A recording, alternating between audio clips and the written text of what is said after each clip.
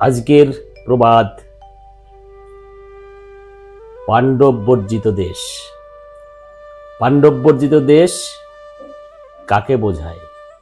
আমরা মহাভারতে দেখেছি পাণ্ডবেরা ভারতবর্ষের বিভিন্ন জায়গায় বনবাসে বিচরণ করেছিলেন।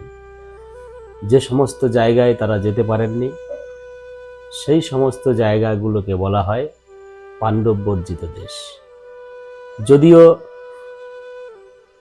যে কোনো জায়গাকে যদি অপসংস্কৃতির জায়গা হিসেবে দেখা হয় বা অশিক্ষা মূর্খামির জায়গা হিসেবে দেখা হয় বা অনুর্বর এলাকা, তাকে পাণ্ডব বর্জিত দেশ বলে আখ্যা দেওয়া হয়। যদিও ভারতবর্ষের উত্তর পূর্ব অঞ্চল, উত্তরবঙ্গ থেকে আসাম হয়ে মেঘালয়, এই দিকে পাণ্ডবেরা আসতে পারেননি, তাই অনেক সময় এই সমস্ত এলাকাকে পাণ্ডব বর্জিত দেশ বলা হয়ে থাকে।